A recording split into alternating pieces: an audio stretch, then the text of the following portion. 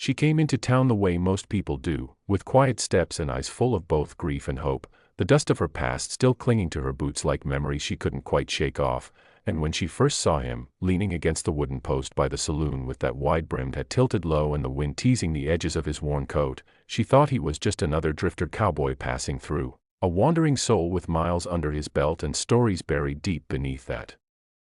calm surface, because in these parts, faces like his were as common as tumbleweeds blowing across two-track roads, and yet there was something about him that whispered of secrets, something in his gaze that carried a sorrow too heavy for a man with no roots, a sorrow she instinctively recognized because she, too, had learned what it meant to carry a heart weighed down by loss. She saw him watching the sun sink behind the mesas, noticed how his eyes never lingered in joy, only in the echo of what had been lost, and in that moment she didn't know his name, didn't know his truth, but a strange pull in her chest told her this meeting was more than chance, and so she spoke to him, a simple greeting that cracked open the beginning of a story neither of them knew they were ready for. And as the days turned into weeks, she learned that he was called Cole, a man whose reputation was as quiet as the wind itself, a man who spoke little but watched much, who moved with the stillness of one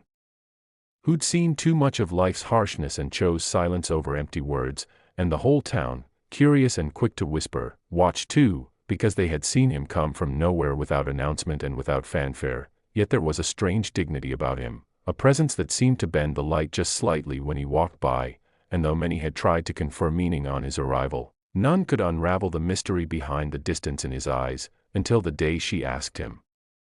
about that distance, and he simply looked at her, eyes reflecting the horizon's fiery glow, and said nothing but a single word that enveloped all his pain, home, a word that carried with it laughter and loss and the kind of longing that made her heart tighten, because she understood that word too, the way it weighed on a soul when the place you call home was no longer a source of comfort but a graveyard of what once was. And from that moment on, she couldn't walk away, not when every corner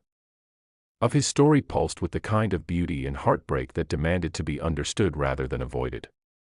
What she didn't know, what no one in that dusty outpost ever guessed, was that Cole wasn't a drifter at all, not really. He was the heir of a sprawling cattle empire that stretched across half the state, a man born into privilege yet scarred by the crushing weight of expectation and the cruelest betrayal of love, because years ago he had loved once, deeply and without restraint, a woman whose laughter was like wind chimes in spring and whose touch had been his sanctuary, and he had given her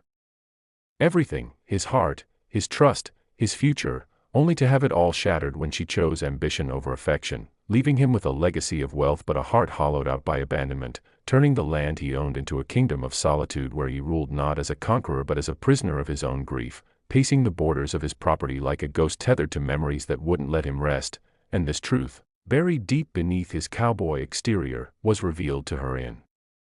fragments, carried like embers on a cold night, sparking conversations by the fire that grew from curiosity into genuine connection, as she listened without judgment, with empathy that softened the corners of his pain, and slowly, very slowly, she saw the men behind the myth, the heart behind the hardships, a soul that once refused to love again because loving had hurt him so profoundly that he had wrapped himself in walls of solitude, convincing himself that wealth and land and influence were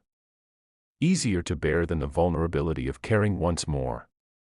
But she saw past that armor, she saw the small things, the way his voice changed when he spoke of things that mattered, the way his eyes lit up when he talked about the horizon at dawn, the way he flinched at sudden noise like a man unaccustomed to peace, and in her presence, the rigid lines of his defenses began to soften like frost melting under morning light, and he found himself telling her things he hadn't voiced in years, memories both sweet and painful, stories of laughter once shared,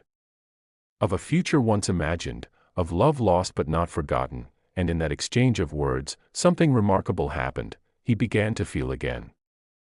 Meanwhile, the town watched this unlikely friendship bloom into something deeper, whispering not out of malice but awe, because the man who everyone thought was a silent drifter was, in fact, a man of true depth and generosity, a man who quietly helped neighbors without expecting anything in return, who fixed broken fences, who rode through storms to check on cattle, who offered a steady hand to those in need, actions that spoke louder than any boast about his riches, and she saw all of this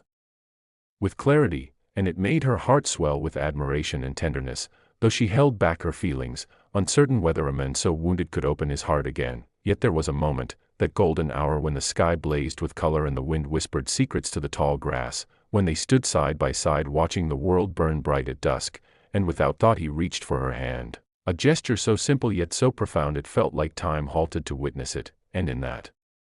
heartbeat of silence, everything changed. The past was no longer a chain but a lesson, the present a canvas of possibility, and the future, once dismissed as too fragile to imagine, now shimmered like a promise waiting to be claimed. And she saw in his eyes something she had never seen before, not fear, not sorrow, but hope, a fragile, trembling hope that maybe, just maybe, love could be brave again, and at that moment she made a choice, a courageous choice not to walk away, not to guard her heart against pain, but to risk it all for something real and worth holding, because life doesn't hand out second chances lightly, and when it does, you grasp them with both hands, even if your past has taught you that love can hurt. So she leaned in, looked him in the eye, and spoke her truth, a truth that was equal parts fear and faith, equal parts longing and courage, and those words, simple and brave, echoed deeper than any riches, deeper than any legacy, because what she offered him wasn't just affection, but healing, not just partnership, but partnership with purpose. And in that moment the drifter cowboy, the man who had owned half the state yet felt he owned nothing of value in his own heart, realized that love isn't measured by how much you have, but by how deeply you give, by how generously you open yourself to trust again. And as the wind carried the last light of day toward the horizon, they stood together, not as two broken souls seeking refuge, but as two brave hearts choosing to love again in a world that often tells us to build walls instead of bridges.